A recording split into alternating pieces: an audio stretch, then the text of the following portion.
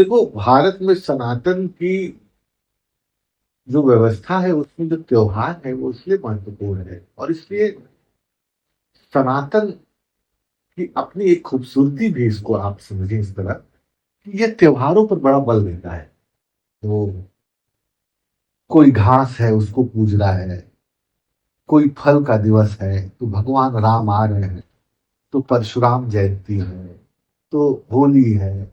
मतलब 12 महीने आप किसी न किसी ऐसे त्योहार, किसी ऐसे तीज के साथ जुड़े रहेंगे जिसमें आपका कर्म समाज के साथ लेन देन का हो जाता है, बातचीत हो जाती है, लेन देन हो जाता है।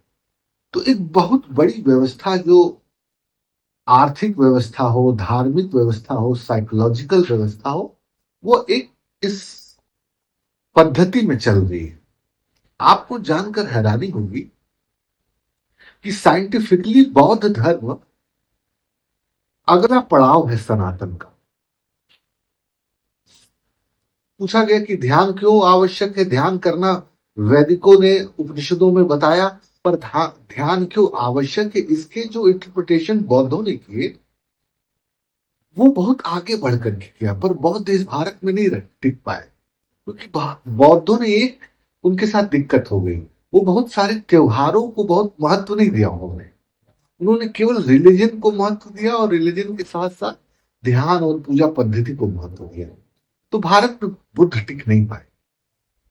आप देखिए, यही का जन्मा धर्म वियतनाम में, चीन में, जापान में पूजा जा रहा है, हमारे यहाँ भी पूजा जा रहा है। पर बौद्धों की जो जो एक व्यवस्था बढ़नी थी, क्योंकि बहुत ही इंटेलेक्चुअल लेवल पे वो बातचीत करते हैं और बहुत वैज्ञानिक प्रक्रियाएं हैं उनके अंदर धर्म को समझने की, इनलाइटमेंट की तरफ बढ़ने।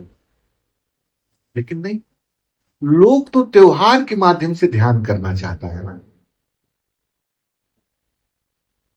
गाय आपके यहाँ तभी टिकती है जब उसको आप हाथ फेरते हैं, उसके लिए चारा की व्यवस्था करते हैं और उसको प्यार करते हैं और कभी कभी शरीक करते हैं अपनी हंसी में, मजाक में, मस्ती में, खेल में, कूद में।